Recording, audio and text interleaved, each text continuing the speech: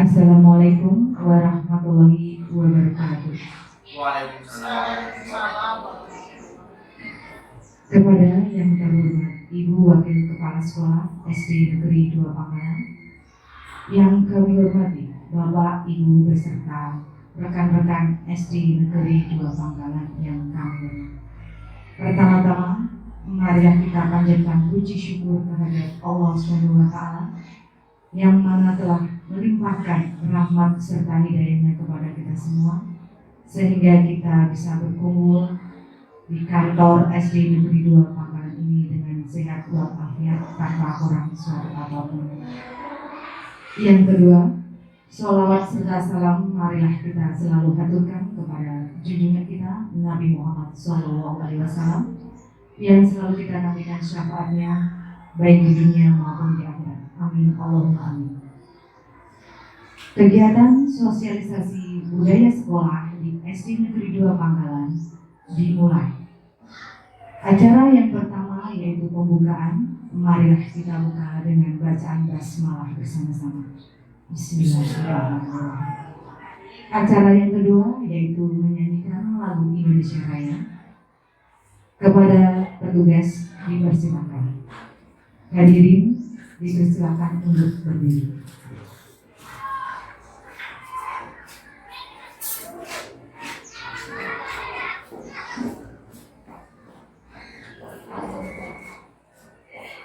Hiduplah Indonesia Raya, Indonesia tanah air, lambung pajaran. Di sanalah aku berdiri, jadi pandu Indonesia kebangsaanku, bangsa dan tanah airku. Marilah kita berseru, Indonesia bersatu.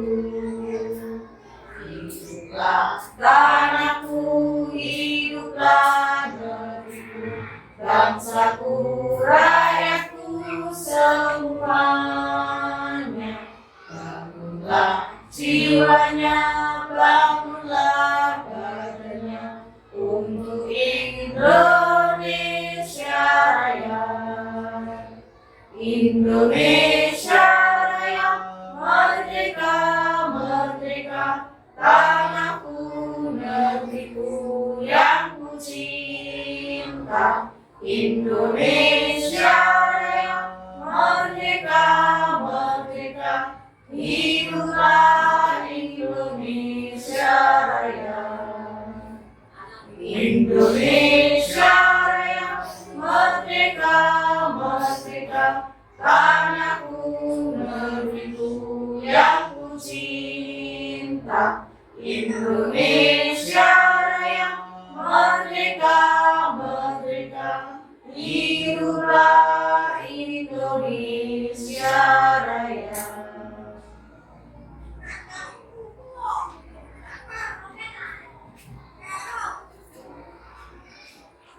Hadirin dimohon duduk kembali.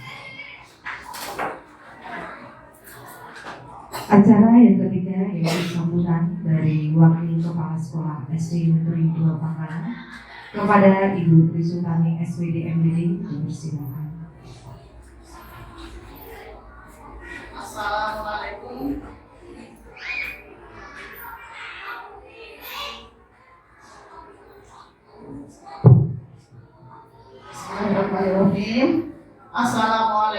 warahmatullahi wabarakatuh. Waalaikumsalam.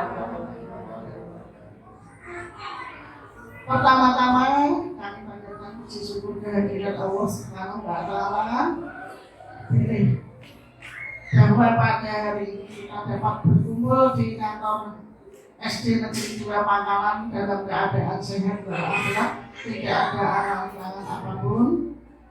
Dan selanjutnya kita panjatkan pula sholawat serta salam kepada Nabi besar junjungan kita yaitu Nabi Muhammad SAW yang akan kita nantikan syafaatnya nanti di yaumul qiyamah. Pada hari ini akan diadakan kegiatan sosialisasi budaya sekolah yang akan dilaksanakan di SD Negeri 2 Pangkalan dalam rangkaian kegiatan guru penggerak yang akan dilaksanakan oleh Bapak Ferry Ardi Setiawan. Dalam kaitannya ini, semoga dalam kegiatan ini dapat dilaksanakan dengan baik, berjalan lancar, dan tidak ada rintangan apapun. Semoga bisa berhasil dengan sukses. Untuk itu, kami semua, Bapak Ibu Guru, kita mendukung ya adanya sosialisasi budaya sekolah yang akan dilaksanakan oleh Bapak Ferry Ardi Setiawan.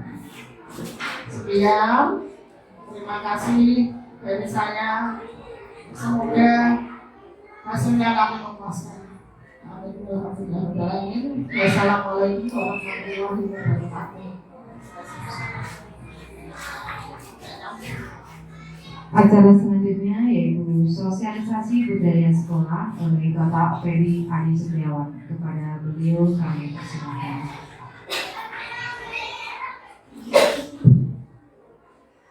Bismillahirrahmanirrahim. Assalamualaikum warahmatullahi wabarakatuh. Mohon izin Bapak dan Ibu, saya sedikit ke depan, mohon izin berdiri di hadapan Bapak dan Ibu untuk menyampaikan sosialisasi budaya sekolah. Seperti kepada beliau Wakil Kepala SD Negeri 2 Pangkalan, Ibu Sudah SPDD, saya mohon izin nih, oke. Bismillahirrahmanirrahim. Bapak dan Ibu yang kami hormati, pada kesempatan kali ini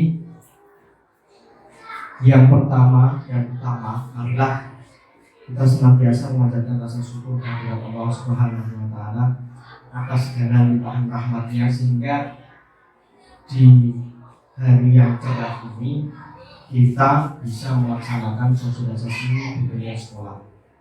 Salawat dan salam senantiasa kita lakukan kepada Nabi Muhammad SAW dengan ucapan Allahumma shalli ala sayyidina Muhammad wa ala ali sayyidina Muhammad. Ya Allah, semoga dengan salawat kita menambah kecintaan kita kepada Nabi dan beliau telah memberikan syafaat kepada kita. Amin ya rabbal alamin.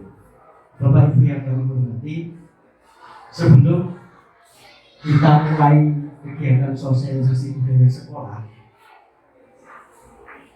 ada hal yang harus kita lakukan agar kegiatan ini dapat berjalan dengan lancar. Apakah itu? Yang pertama adalah marilah kita tenangkan hati dan pikiran, arahkan perhatian untuk fokus sama-sama belajar. Di sini kita sama-sama belajar untuk menghadirkan rasa ingin tahu, syukur, dan kebijaksanaan. Dalam kegiatan ini, Bapak dan Ibu, apakah sudah tenang hatinya? Apakah sudah tenang pikirannya? Sudah? Sudah? Tidak ada hal-hal lain yang mengganggu? Tidak. Baik. Selanjutnya, ada beberapa pertanyaan Bapak dan Ibu. Menurut Bapak dan Ibu, setuju atau tidak setuju? Yang pertama, hukuman dapat mendisiplinkan anak. Setuju apa tidak setuju Bapak Ibu? Setuju. Baik. Kemudian yang kedua, pemberian hukuman dengan hal yang positif seperti membaca atau membersihkan halaman sekolah dapat meningkatkan disiplin anak. Ya, setuju. Setuju? Baik. Yang ketiga, memberi penghargaan dapat meningkatkan motivasi belajar anak. Setuju? Nah, baik, dari jawaban Bapak dan Ibu, mari kita diskusi bersama-sama. Sebenarnya dari ketiga pernyataan ini, hal terbaik apa yang perlu disetujui dan hal yang perlu tidak disetujui. Kita akan bersama-sama diskusi pada kegiatan ini. Nah, topik yang ingin saya sampaikan ada 6 topik. Yang pertama, disiplin positif dan nilai-nilai kebajikan universal. Yang kedua, teori motivasi, hukuman, penghargaan, dan restitusi. Kalau di awal tadi sudah ada 3 pertanyaan pemantik dan semuanya dijawab setuju. Nah, bagaimana dengan hal yang terbaik yang harus kita lakukan? Apakah harus kita setujui semua? Kita akan temukan jawabannya nanti. Yang ketiga adalah keyakinan kelas. Kemudian yang keempat, kebutuhan dasar manusia dan dunia berkualitas. Nah, dunia berkualitas Bapak dan Ibu. Kita diharapkan generasi emas di 2045. Kita harus sudah sampai dalam dunia kualitas. Kemudian restitusi, 5 posisi kontrol. Dan yang terakhir, restitusi berupa segitiga restitusi. Baik, kita lanjutkan. Yang pertama, nah, kita analogikan sebagai kegiatan kepalan tangan. Bapak dan Ibu, kita punya 2 tangan. Ada 2 siswa kita, atau akan saja ada kita dengan teman kita. Ada A dan B. Berikan kertas kecil, tuliskan benda atau sesuatu yang sangat berharga untuk Anda. Misal, yang sangat berharga adalah emas. Kita tulis di selembar kertas, kemudian kita pegang. Ya kan? Setelah itu letakkan di salah satu tangan kanan misalnya, dan genggam itu dengan segala daya. Buatlah sebuah kepalan seperti ini ya Bapak dan Ibu ya. Nah, teman B, misal saya dengan Bumai, Bumai adalah teman saya. B berarti bertindak sebagai teman B, akan mencoba membuka sekuat tenaga dengan berbagai cara untuk meminta saya membuka kepalan tangan saya. Yang tadinya isinya apa Bapak dan Ibu? Kertas berisi sesuatu yang sangat berharga, emas. Siapa yang tidak mau emas ya? Nah, kemudian B membujuk, mengancam, menghardik, merayu, menyuap apa saja agar dapat membuka kepalan tangan saya. Apa yang terjadi? Apa yang terjadi? Si A bisa pakai mikrofon bukan? Si A yang Saya ya? Pak Ferry terutama ya, Iya.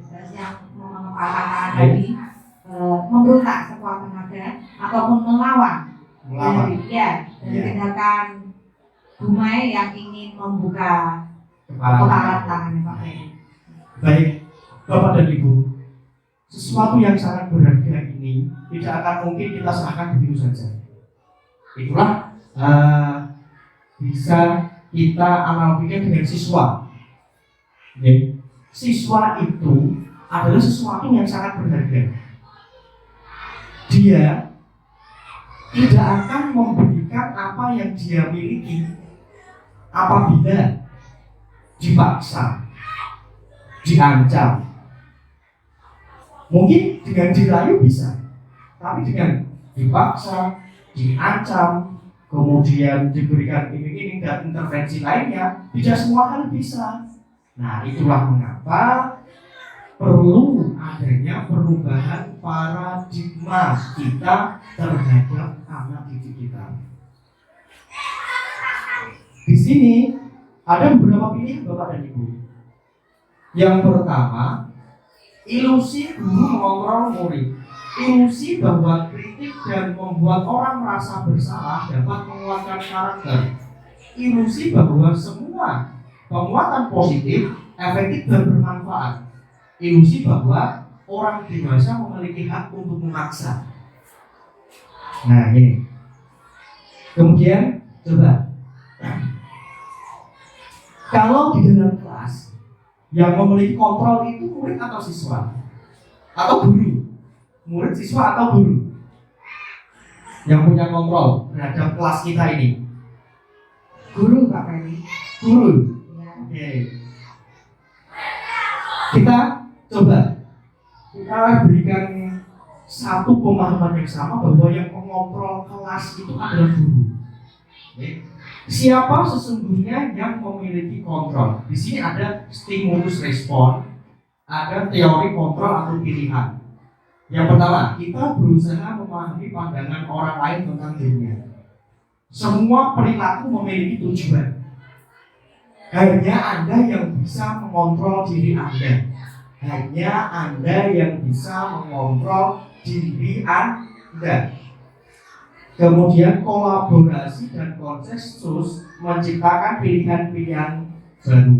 Model berpikir menang-menang. Nah, coba kita fokus ini. Anda tidak bisa mengontrol orang lain atau hanya Anda yang bisa mengontrol diri Anda. Jadi, siswa itu juga memiliki kontrol Bapak dan Ibu. Nah, bagaimana kita bisa mengontrol siswa? Padahal siswa juga bisa mengontrol dirinya sendiri. Itu yang akan kita bahas dengan ini. Baik, disiplin positif, teori kontrak atau teori pilihan. Anda tidak bisa mengontrol orang lain, hanya Anda yang bisa mengontrol diri Anda.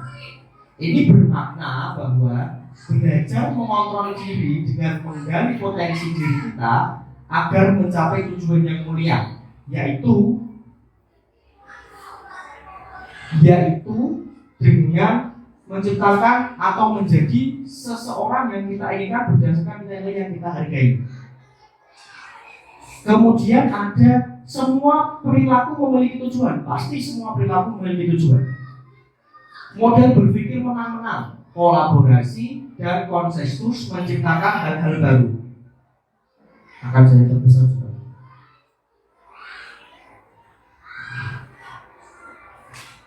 Nah, ada 5 posisi kontrol ini. Ini yang akan kita lakukan sebagai seorang guru. Ada penghukum, pembuat rasa bersalah, teman, pemantau, dan manajer. Dari 5 posisi kontrol ini, Bapak dan Ibu, akan kita jabarkan dan akan bisa kita lakukan dalam kegiatan ini, yang namanya adalah segitiga restitusi. Nah, dari kegiatan ini kita harus paham dulu bahwa 5 kebutuhan dasar manusia. Sebenarnya manusia itu punya 5 kebutuhan dasar. Itu yang harus kita penuhi agar hidup sejahtera, agar sesuatu bisa terkontrol dengan baik. Baik, kita lanjutkan ya.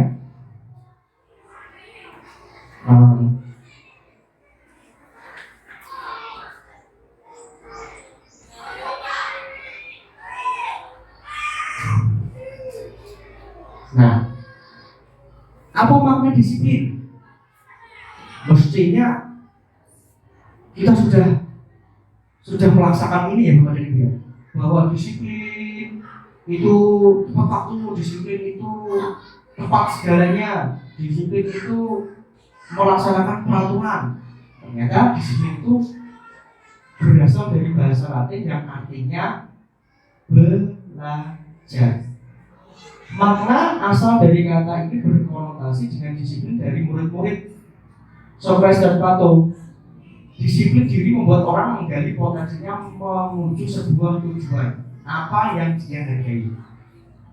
Namun dalam budaya kita, makna kata disiplin telah berubah.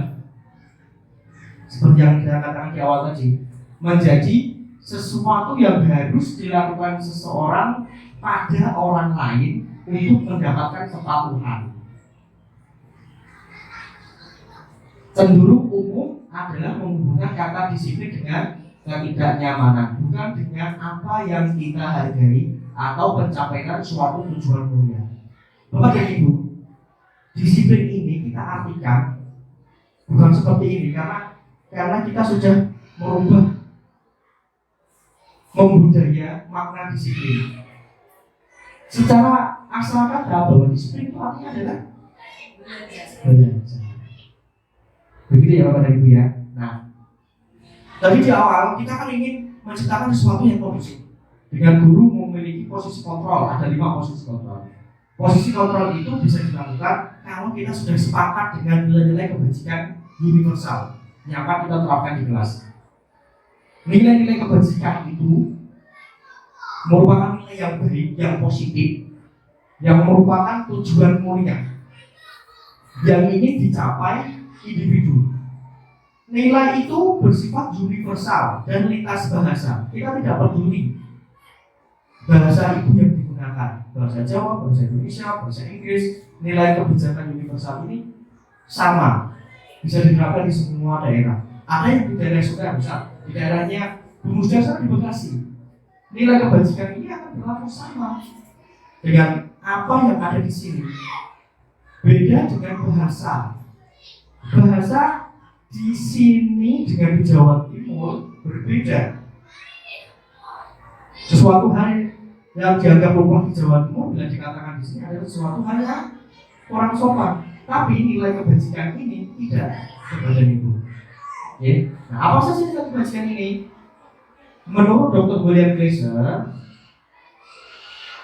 ada nilai-nilai kebajikan yang diyakini seseorang, maka motivasi intrinsiknya akan terbangun sehingga menggerakkan motivasi diri dalam mencapai tujuan yang diinginkan.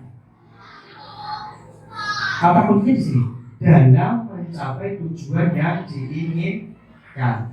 Nah, berhubung kita menerapkan kurikulum yang baru, maka nilai-nilai kebajikan yang ingin dicapai oleh setiap anak Indonesia itu kita kenal dengan profil pelajar Pancasila, seperti yang sedang didengungkan, yaitu yang pertama, beriman, bertakwa kepada Tuhan Yang Maha Esa dan berakhlak mulia, mandiri, bernalar kritis, berkebinekaan global, bergotong royong, dan kreatif. Ini profil ini yang akan kita bentuk, di kelas kita. Agar apa? Anak didik kita berkarakter sesuai dengan profil pelajar Pancasila. Nah, di awal tadi ada yang setuju dengan hukuman, semuanya setuju. Yang ini kita akan memeriksa teori motivasi, hukuman, dan penghargaan serta restitusi. Apakah benar semua hukuman itu dapat mendisiplinkan siswa? Kalau di atas tadi sudah dijelaskan bahwa disiplin itu berarti kita belajar. Disiplin itu artinya belajar. Apakah dengan hukuman bisa mendisiplinkan siswa? Nah, mari kita bahas bersama-sama. Seseorang melakukan tindakan itu ada motivasinya. Anak kita misal, anak saya di kelas 6. Bapak dan Ibu mungkin sudah tahu, ada beberapa anak yang sering melanggar peraturan sekolah. Bapak dan Ibu juga mungkin sudah terlalu sering menghadapi anak-anak dengan permasalahan yang sama, dengan permasalahan yang diulang-ulang. Contoh, masalah kenapian. Contoh lagi, masalah sopan santun dengan bapak dan ibu serta dengan anak-anak. Nah, orang melakukan itu, anak-anak melakukan itu ada motivasinya. Motivasi eksternal, motivasi internal. Kita kenal dengan dua motivasi itu. Yang pertama, untuk menghindari ketidaknyamanan atau hukuman, apa yang akan terjadi apabila saya tidak melakukannya? Ini adalah motivasi eksternal. Yang kedua, untuk mendapatkan imbalan dari orang lain atau institusi. Apa yang akan saya dapatkan apabila saya melakukannya? Nah, ini biasanya yang sering terjadi ya Bapak dan Ibu ya. Untuk mendapatkan imbalan dari orang lain atau institusi. Apa yang akan saya dapatkan apabila saya melakukannya? Yang ketiga, untuk menghargai diri sendiri. Saya akan menjadi orang yang seperti apa bila saya melakukannya. Ini yang paling penting. Tujuan disiplin positif. Motivasi eksternal ini hanya sebagai bumbu. Tujuan utamanya adalah sebagai ini. Motivasi internal bahwa ketika melakukan sesuatu itu karena dirinya sendiri, menghargai dirinya sendiri. Contoh, anak-anak memakai seragam sesuai aturan karena dia menghargai dirinya sendiri. Kalau saya tidak memakai seragam ini berarti saya adalah orang yang tidak paham. Berarti saya adalah orang yang tidak mengerti akan peraturan yang ada di sekolah. Tujuan kita adalah menciptakan motivasi internal dalam diri siswa.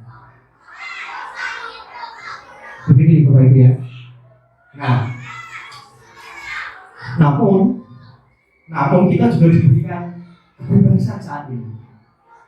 Dengan adanya kurikulum merdeka, kita diberikan kebebasan bagaimana kita mengatur anak, bagaimana kita menciptakan kondisi kelas yang kita inginkan, bagaimana kita memberikan pelayanan kepada siswa. Kita diberikan kemerdekaan.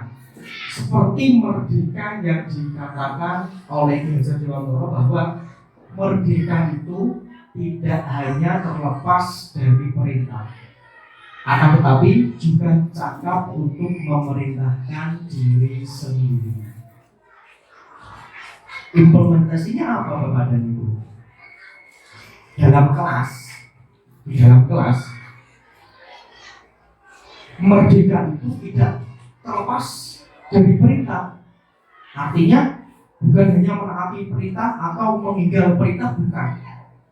Tapi anak-anak juga dapat memerintahkan dirinya sendiri dengan motivasi internal tadi, menciptakan tujuan budaya atau tujuan disiplin positif.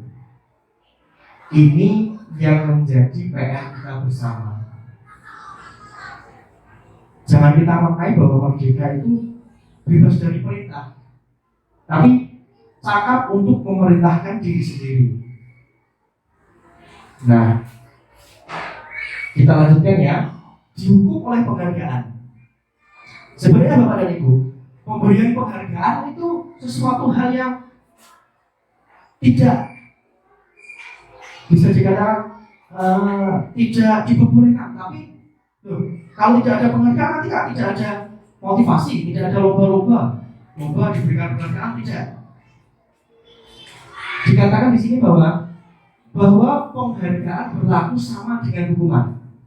Dalam arti meminta atau membujuk seseorang melakukan sesuatu untuk memenuhi tujuan tertentu. Orang yang meminta dorongan eksternal dan ada faktor ketergantungan. Beberapa dampak dari pemberian penghargaan. Di sini Al-Fiqh mengatakan bahwa penghargaan itu sama dengan hukuman. Kalau tidak diberi penghargaan, dia tidak akan melakukan. Sama halnya dengan hukuman.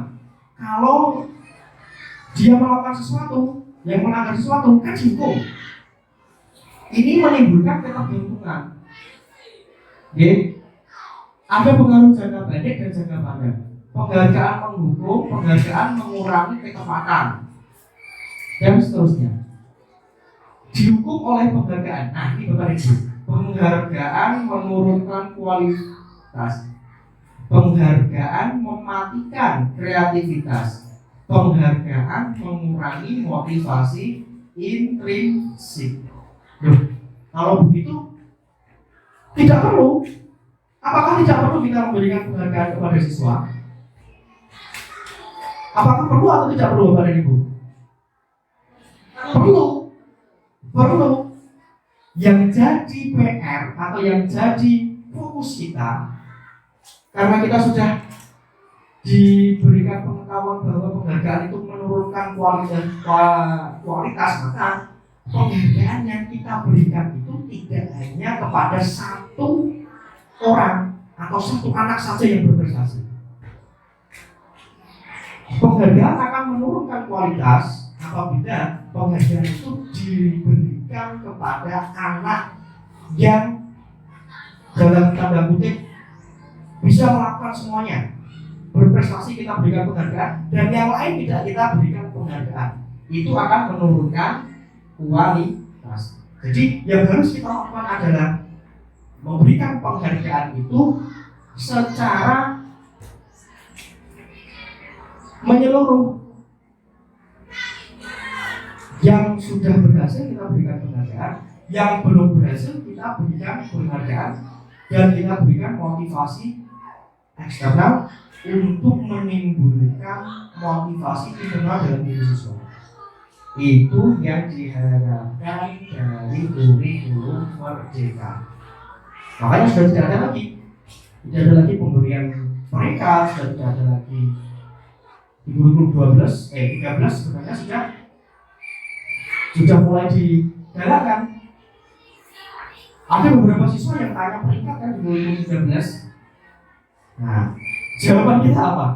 Tidak ada peringkat. Itu sebenarnya untuk ini loh, penghargaan menurunkan kualitas, penghargaan mematikan kreativitas. Kita lanjutkan. Ini Bapak dan Ibu, memberikan apresiasi pengakuan perlu diingat beberapa hal. Beri dukungan secara khusus, beri pengakuan secara pribadi, beri pengakuan kepada seluruh murid secara bergantian, beri pengakuan secara konsisten, dan fokus pada proses. Kalau di awal tadi kita mendukung siswa, kita memberikan hadiah kepada siswa, kita melupakan siswa yang tidak atau yang belum mendapat hadiah, maka dengan ini dukungan khusus, pengakuan secara pribadi, pengakuan kepada secara murid, secara seluruh murid dengan bergantian, dan secara konsisten. Apapun hal kecil yang dilakukan siswa di bagian itu besar, yang biasanya selalu tidak menulis soal atau selalu mengumpulkan terlambat. Sekali dia nulis soal, seketika itu juga kita beri pengakuan secara pribadi dan beri dukungan secara khusus. Terlebih kita berikan dukungan secara khusus itu di depan anak-anak, menunjukkan bahwa progres atau kemampuan yang dimiliki anak itu meningkat. Kita beri itu. Selama ini saya sendiri Bapak dan Ibu sebelum belajar modul ini, saya lalai akan hal ini. Dukungan secara khusus, pribadi, semua murid, dan pengakuan secara fokus pada proses. Saya lalai dengan ini. Saya lalai memberikan afirmasi positif yang kecil-kecil terhadap siswa. Ternyata ketika kita memberikan itu semua, ada beberapa hal yang menjadi siswa itu tertarik untuk melakukan yang lebih baik. Baik. Contoh pengakuan apresiasi. Ini hanya contoh Bapak dan Ibu, agar anak itu merasa bahwa dia berharga. Anak itu merasa bahwa ada sesuatu yang berharga dalam dirinya, diperlakukan baik dan diperlakukan secara istimewa oleh orang-orang di sekitarnya. Dengan pembukaan seperti ini, kemarin saya perhatikan rasa empatimu besar sekali. pada saat menolong murid baru di kelas kita. Ada lagi, saya menghargai kepedulianmu pada saat kamu membantu teman-temannya di tugas kelompok.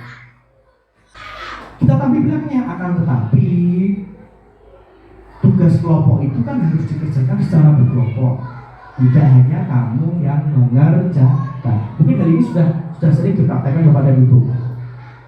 Terima kasih untuk rasa tanggung jawabmu pada saat kamu memungut kertas-kertas yang berserakan di lantai. Bayangkan kepada ibu, bapak ibu hanya melakukan hal kecil, kemudian ada pengakuan, ada apresiasi seperti ini. Ini bukan hadiah, ini bukan hukuman. Apa yang bapak ibu rasakan? Ketika melakukan hal ini, terima kasih untuk rasa tanggung jawabmu dan pada saat kamu memungut kertas-kertas yang berserakan di lantai. Pasti ada rasa, oh saya itu dihargai. Oh saya itu ternyata dianggap ada. Nah ini yang kita coba kita bangun bersama-sama dengan murid-murid kita. Selanjutnya, nah sekarang kalau tadi kita sudah belajar hukuman dan konsekuensi, ada juga kita sudah belajar penghargaan. Kira-kira nomor 1, mencatat 100 kali dalam buku kalimat saya tidak akan terlambat lagi karena saya terlambat sekolah. Itu termasuk hukuman atau konsekuensi? Jawab saja Bapak Ibu. Hukuman. Oke, hukuman ya. Hukuman. Lari mengelilingi lapangan basket 2 kali karena terlambat hadir di sekolah. Hukuman. Murid diminta push up 15 kali karena tidak menggunakan masker ke sekolah. Hukuman atau konsekuensi? Hukuman. Oke. Mengganti kertas tugas teman yang telah dicoret-coret. Konsekuensi. Membersihkan tumpahan air di meja tulis karena tersenggol pada saat belajar. Konsekuensi. Murid disuruh untuk mengenakan sepatu seharian di sekolah karena tidak mengenakan sepatu hitam. Hukuman. Oke. Lari mengelilingi lapangan basket 2 kali karena terlambat 10 menit untuk pelajaran PJOK.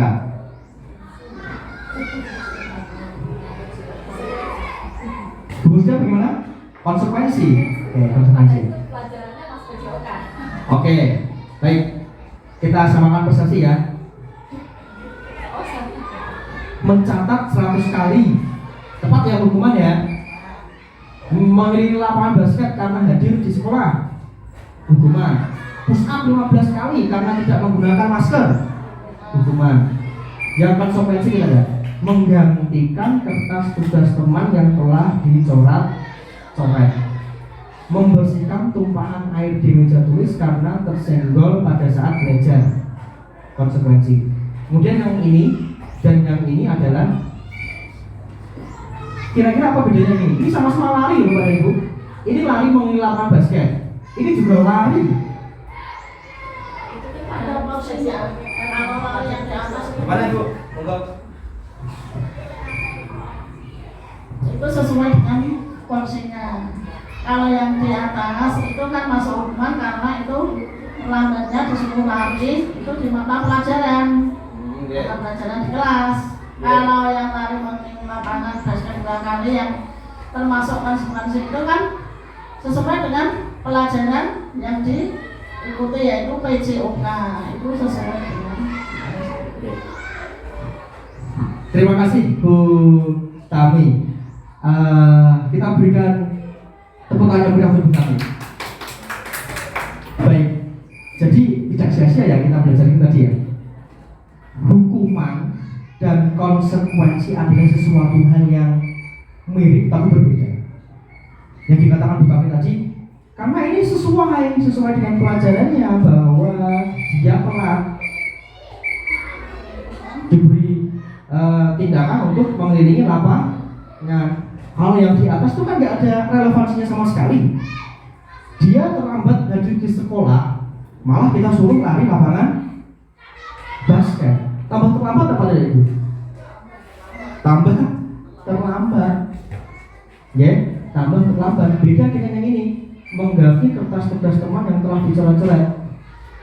Konsekuensi dari konsekuensi ini kita berarti bertanggung jawab dan menyelesaikan masalah. Sekali lagi, bertanggung jawab dan menyelesaikan masalah. Andai ada anak yang mencoret-coret kertas tugas temannya, kita beri hukuman untuk menulis. Bisa saja kan? Bisa kan? Tapi apakah itu menyelesaikan masalah? Tidak.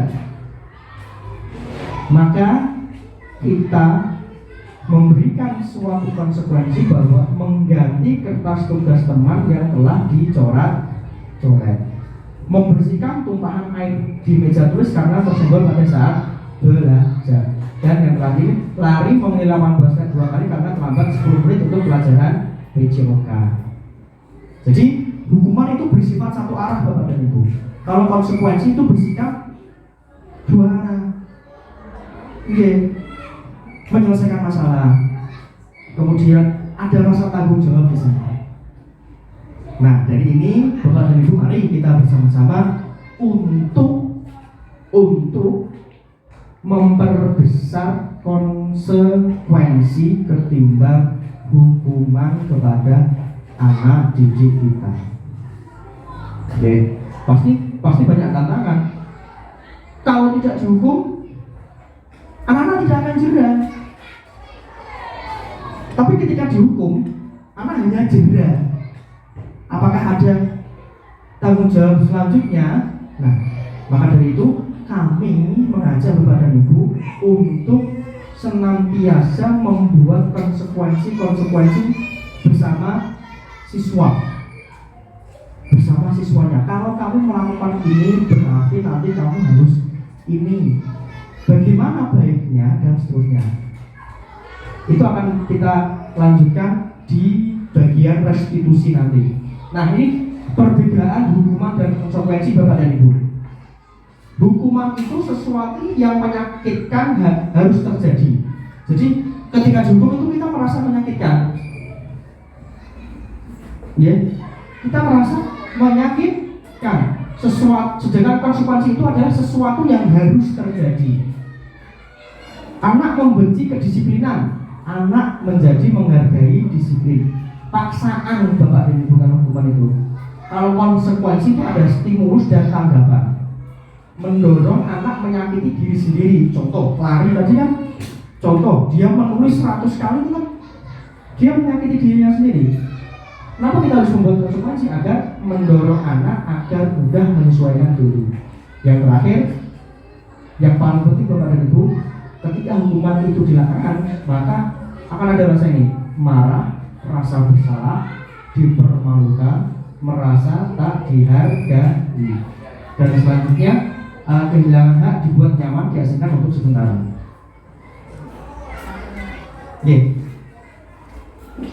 Nah, baik, saya rasa di awal tadi kita bicara restitusi Bapak dan Ibu. Restitusi ini yang akan kita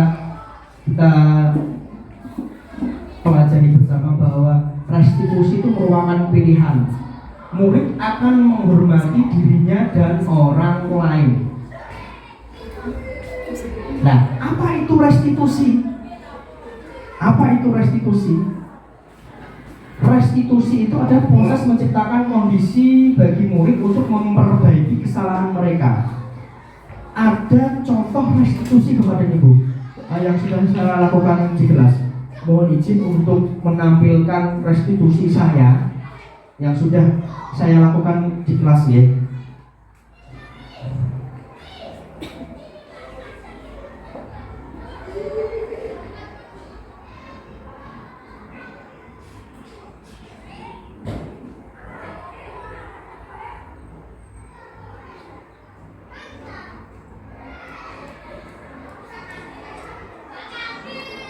Pause dulu, pause dulu.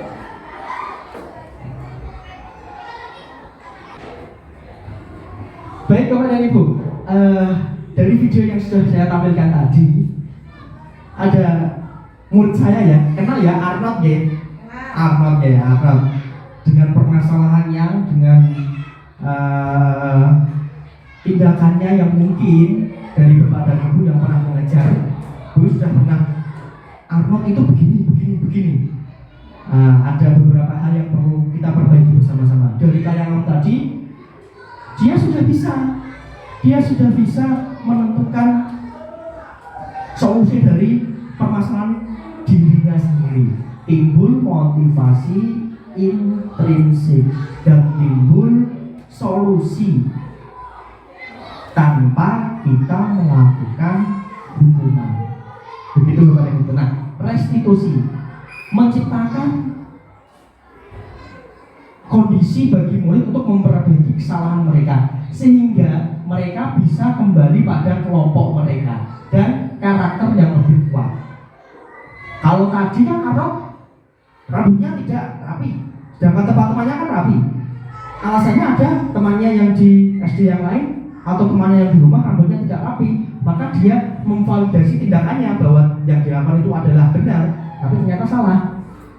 Setelah melakukan restitusi, kita giring anak tersebut agar kembali ke kelompok mereka, kembali ke kelompok yang benar. Oke, untuk mencari solusi masalah mereka dan membantu berpikir orang seperti apa yang mereka ingin menjadi tujuan mulia dan bagaimana mereka harus memperlakukan orang lain. Sebentar.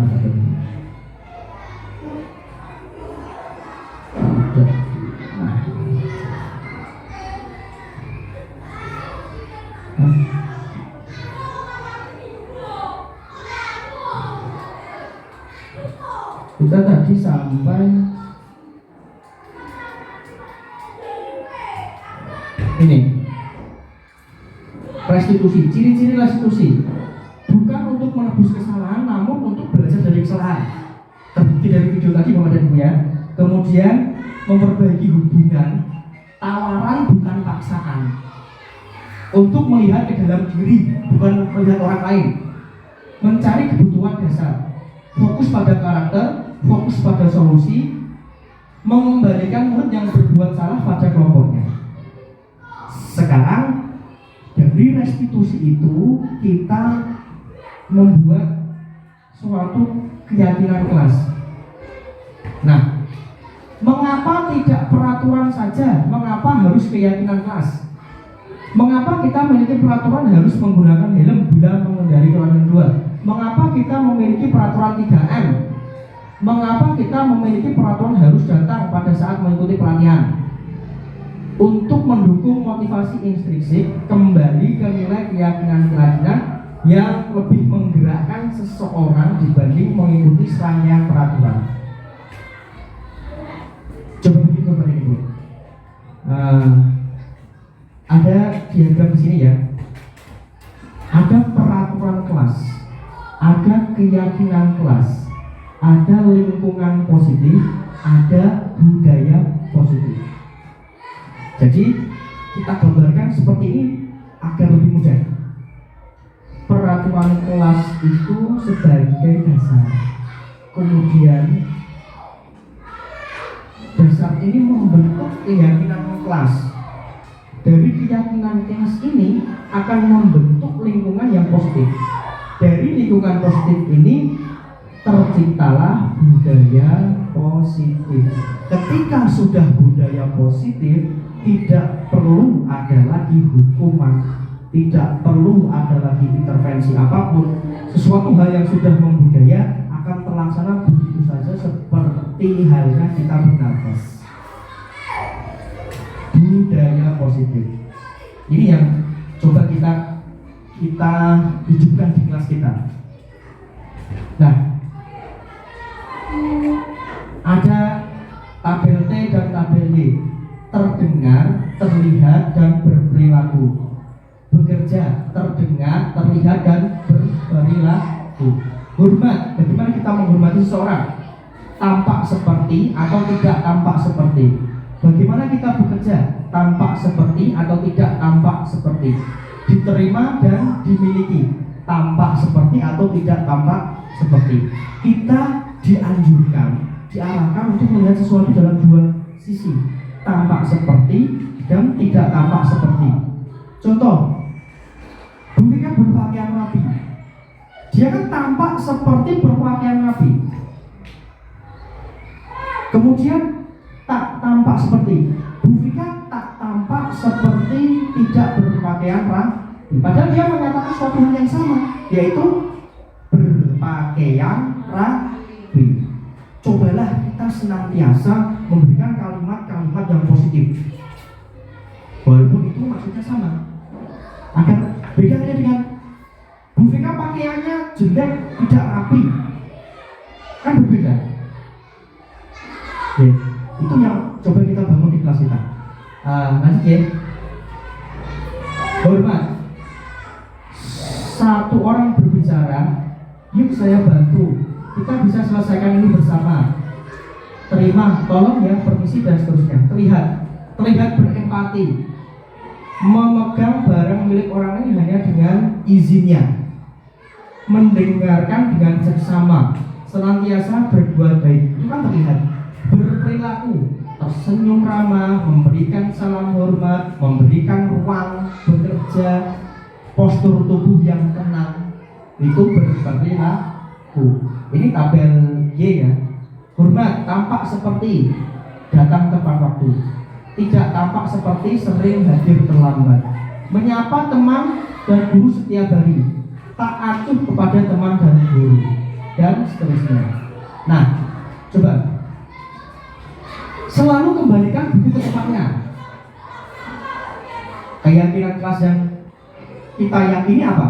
Dilarang mengganggu orang lain, hadir di sekolah 15 menit sebelum pelajaran dimulai, dilarang melakukan kekerasan, dilarang menggunakan narkoba, bergantian atau menunggu giliran, gunakan masker, jangan berlari di kelas atau di koridor. Di koridor itu berarti di teras kelas. Ini Bapak dan Ibu, selalu kembalikan buku ke tempatnya. Keyakinan kelas yang akan kita bentuk itu adalah tanggung jawab, menghormati orang lain, dilarang mengganggu orang lain, menghargai orang lain dan berkomitmen, dilarang melakukan kekerasan, keselamatan, menghormati orang lain. Kemudian dilarang menggunakan narkoba. Itu keyakinan yang kita yakini adalah masalah kesehatan. Bergantian atau menunggu giliran, menghormati orang lain dan bersabar. Yang terakhir, jangan berlari di kelas atau koridor, keselamatan dan keamanan, kebutuhan dasar manusia dan dunia berkualitas. Coba 1, 2, 3, 4, 5. Menurut Bapak dan Ibu, apakah Bapak dan Ibu sudah memiliki 5 itu semuanya?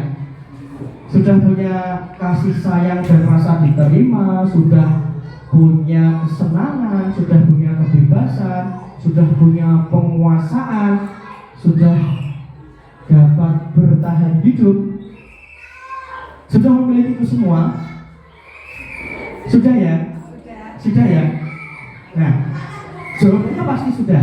Tapi yang jadi permasalahan di sini adalah sudah menguasai ini semua, apakah dengan penguasaan kita 5 ini tidak mengganggu penguasaan 5 yang dimiliki oleh orang lain? Contoh kebebasan, apakah kebebasan kita ini tidak mengganggu kebebasan orang lain? Apakah kesenangan kita ini tidak mengganggu kesenangan orang lain? Saya senang makan yang banyak, saya senang makan makanan yang memabukkan, saya senang minum minuman yang memabukkan. Itu kan kesenangan kita bisa. Apakah kesenangan kita ini tidak mengganggu orang lain? Kan belum tentu. Ada yang jawabannya pasti mengganggu, ada yang jawabannya pasti tidak mengganggu. Nah, bagaimana kita menciptakan 5 kebutuhan dasar manusia ini sebagai cermin dalam diri kita bahwa setiap orang juga mempunyai 5 kebutuhan dasar yang sama walaupun wujudnya berbeda. Satu hal yang perlu kita yakini adalah seseorang tidak boleh atas dasar 5 kebutuhan dasarnya mengganggu 5 kebutuhan dasar orang lain. Nah, untuk melakukan itu agar tidak mengganggu itu, kita harus paham ini Bapak dan Ibu, 5 posisi kontrol. Terutama di dalam kelas, guru itu bisa ditempatkan 5 posisi kontrolnya. Sebagai apa saja? 1, penghukum. Yang kedua, membuat orang merasa bersalah. Teman, pemantau, dan manajer. Ada 5 ini. Identitas gagal. Ada keterangannya Bapak dan Ibu. Penghukum dan membuat orang merasa bersalah. Berarti kita berhasil melakukan sesuatu, tapi itu sebenarnya identitas yang gagal. Karena kalau tidak ada ini, semuanya kan selesai. Kemudian identitas berhasil atau sukses sebagai teman, sebagai pemantau. Identitas yang berhasil atau sukses lagi adalah sebagai manajer. Karena kenapa? Yang berhasil ini mengharapkan imbalan atau ketergantungan pada orang lain. Untuk yang manajer adalah menghargai diri sendiri. Untuk yang identitas gagal adalah menghindari hukuman. Jadi orang menghindari hukuman itu dikatakan identitas yang gagal. Karena kalau tidak ada hukuman kan mesti didekati. Nah, posisi apa yang sebagai identitas gagal itu adalah sebagai penghukum dan orang merasa bersalah. Contoh, penghukum menghardik, menunjuk. Kalau kamu tidak melakukannya, awas ya, rasakan. Ini sering kita lakukan. Bapak dan Ibu. Nah, ternyata gagal. Itu hanya sesaat. Kalau kehadiran kita tidak ada di situ, pasti anak akan kembali lagi ke kebiasaannya, membuat orang merasa bersalah. Misal, seharusnya ibu kecewa. Kamu seharusnya sudah tahu ibu lelah sekali. Kenapa kamu masih saja tidak memperhatikan bapak dan ibu? Ini posisi kita, ya, posisi kita sebagai orang merasa bersalah. Dengan kalimat seperti itu, anak akan merasa dirinya bersalah. Oh iya, saya sudah membuat bapak dan ibu sedih. Saya sudah membuat bapak dan ibu stres. Seketika dia itu bisa memperhatikan, tapi setelah itu besok ya mungkin kembali lagi. Makanya itu dikatakan bahwa identitas yang gagal, adanya kontrol dari luar, tapi hanya untuk menghindari hukuman. Ya. Nah, sekarang kita harus ada di sini Bapak dan Ibu, teman, pemantau, dan manajer. Membuat alasan-alasan untuk murid. Ayolah, lakukan demi ibu. Masa kamu tidak mau? Masa kamu tidak mau jadi orang yang berhasil? Oke.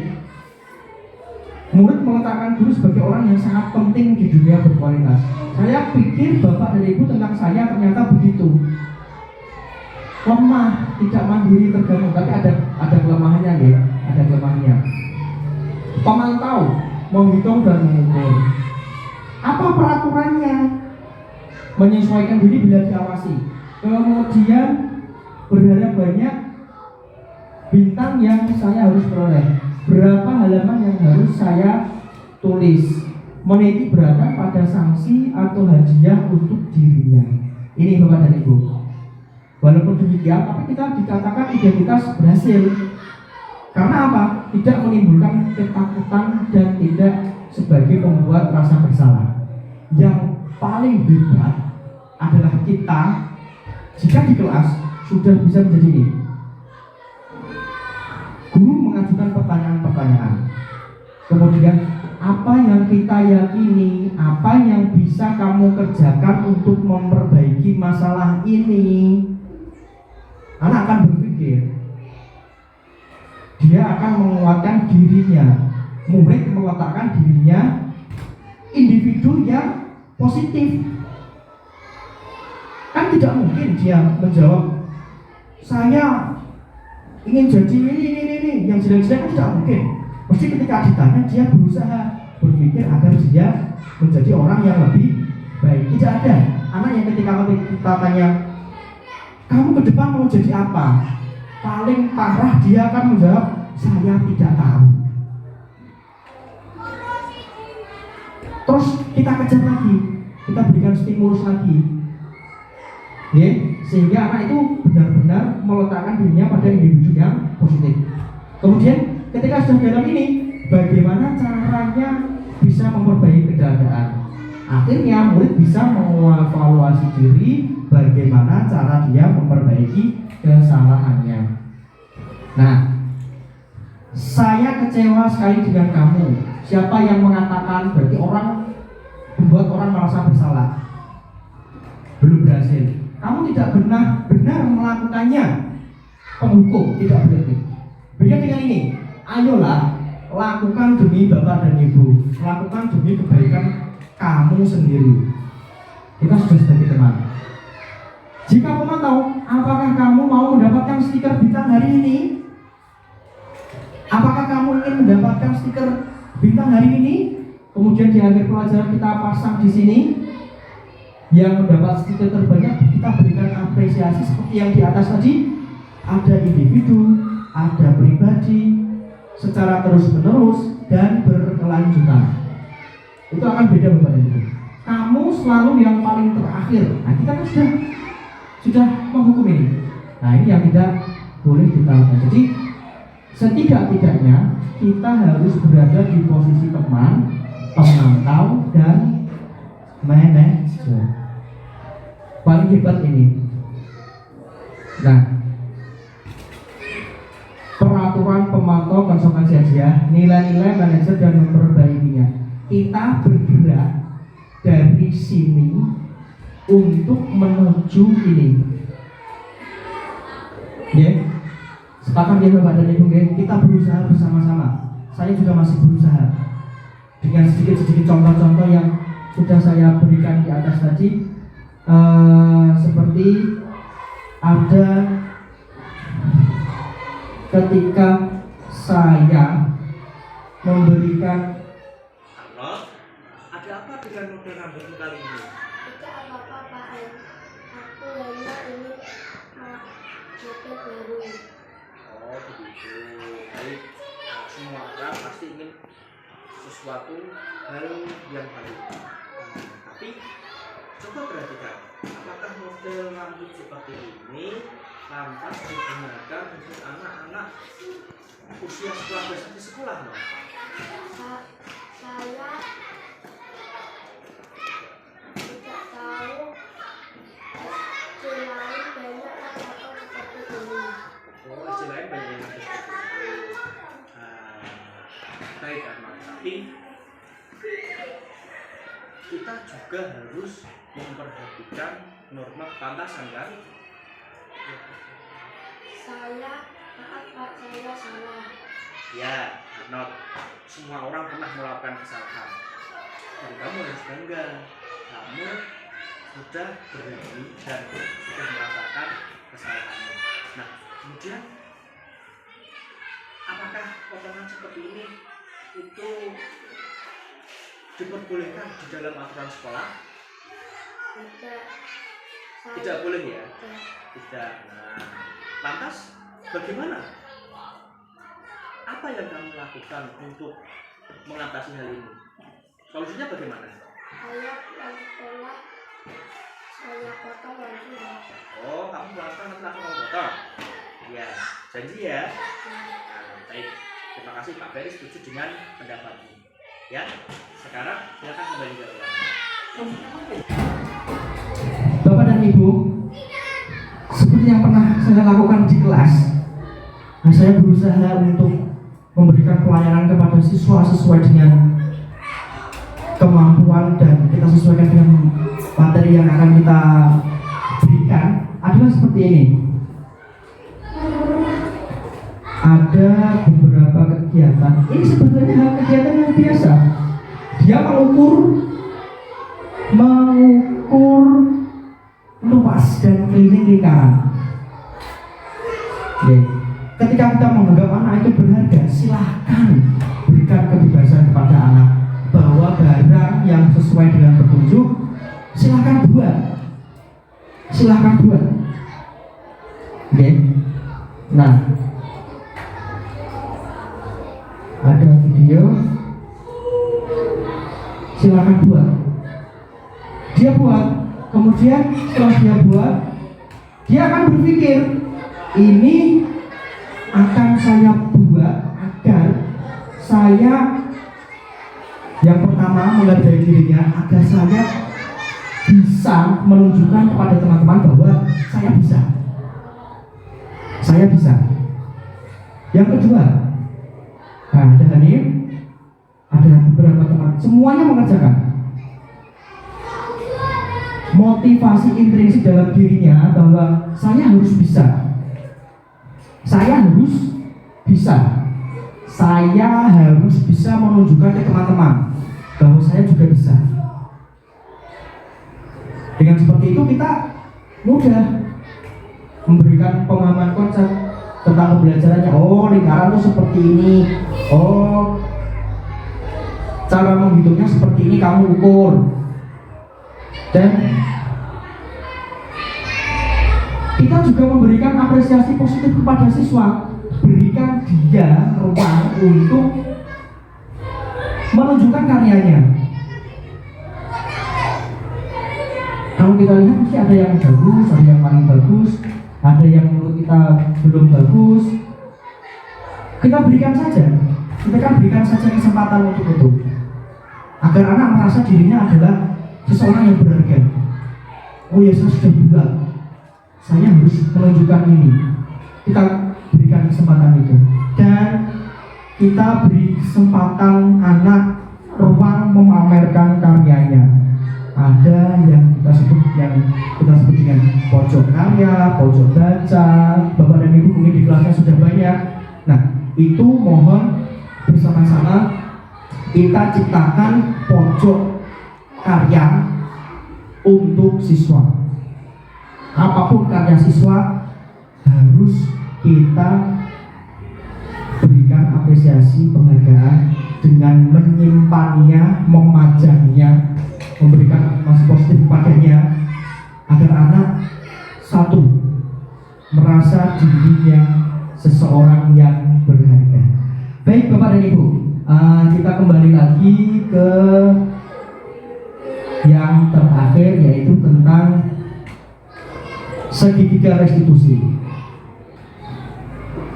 Ya, terakhir tentang segitiga restitusi. Segitiga restitusi ada 3. Tadi Bu Mai bertanya, segitiga itu apa toh? Segitiga itu adalah ini, memvalidasi, menstabilkan identitas, memvalidasi kebutuhan, dan menanyakan keyakinan. Menstabilkan identitas. Jadi anak ketika membuat kesalahan, kita sebaiknya stabilkan dulu dengan perkataan, setiap orang pasti pernah melakukan kesalahan.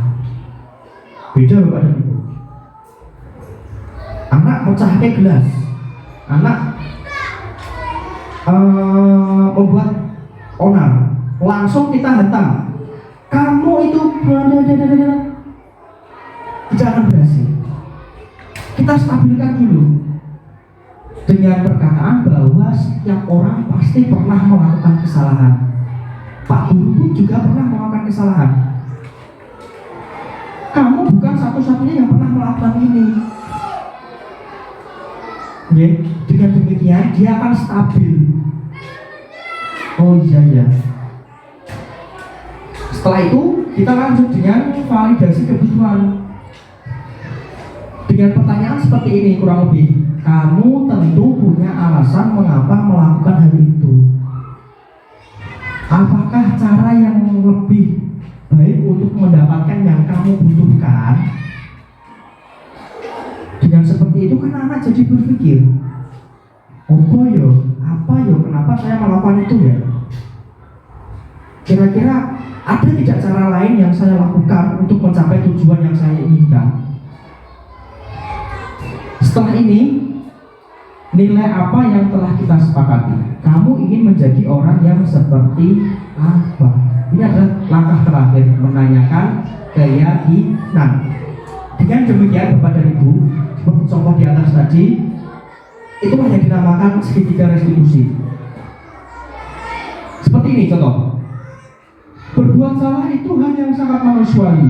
Tidak ada manusia yang sempurna. Kalau kamu menyalahkan dirimu terus-menerus, apakah kamu bersikap baik pada dirimu sendiri? Kita awali dengan kalimat-kalimat seperti itu. Terus guru berkata, maukah kamu belajar cara lain untuk mendapatkan yang kamu butuhkan tanpa harus memukul? Misal anak itu memukul temannya. Ada barangnya yang diambil teman. Kemudian kita bertanya ini, mesti kan anak itu berpikir. Beda dengan langsung kita, kamu tidak boleh memukul temanmu. Itu tidak baik. Berbeda. Anak tidak ada proses berpikir di situ. Menstabilkan identitas belum ada. Kemudian memvalidasi kebutuhan juga belum ada. Kita tahu anak melakukan sesuatu kan ada motivasinya, ada 5 kebutuhan dasar tadi.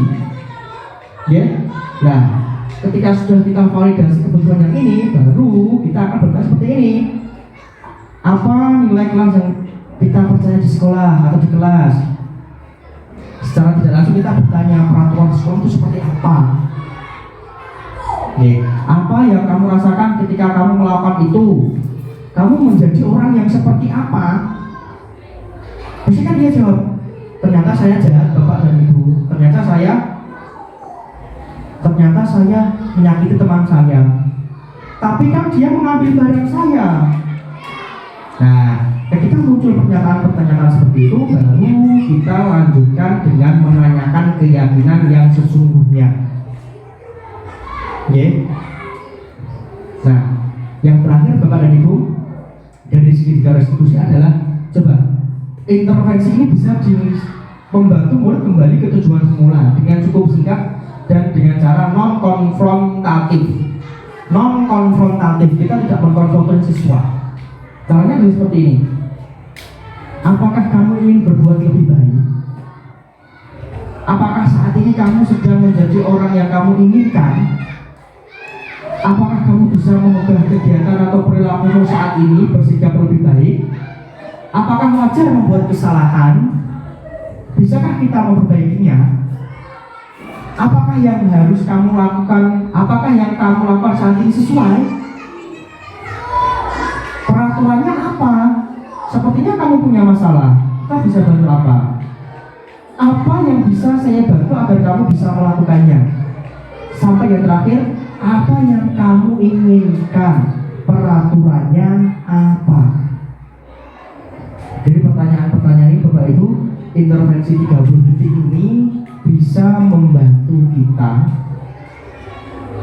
menjadi seorang pemantau atau manajer, menempatkan posisi profesional kita sebagai pemantau atau manajer untuk menyelesaikan masalah-masalah yang ada di sekolah, terlebih permasalahan yang ada di kelas. Baik, demikian Bapak dan Ibu yang bisa saya sampaikan tentang budaya sekolah. Kesimpulan yang ingin saya sampaikan adalah, mari kita rubah paradigma budaya sekolah kita yang sejak dari awal tadi sudah kita pelajari bersama, bahwa hilangkan segala bentuk konfrontatif, hilangkan segala bentuk hukuman, ciptakan segitiga restitusi, jadikan diri kita sebagai posisi kontrol, pemantau, dan manajer. Dan Bapak dan Ibu, kita bersama-sama ciptakan kondisi kelas kita sesuai dengan 5 kebutuhan dasar manusia tanpa mengganggu kebutuhan dasar manusia yang lainnya. Demikian Bapak dan Ibu yang bisa saya sampaikan. Terima kasih atas segala perhatian, mohon maaf atas segala kekurangan.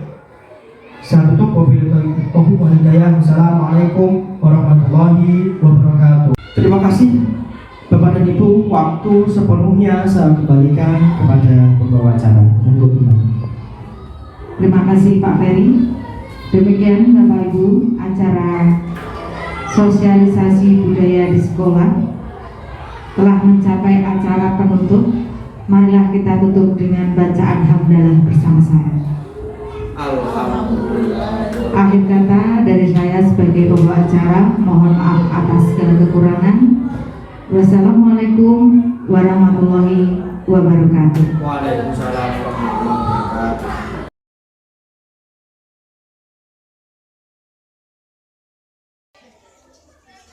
Loncang depan, gerak. Tegak, gerak. Istirahat di tempat, gerak. Siap, gerak. Duduk siap. Berdoa mulai.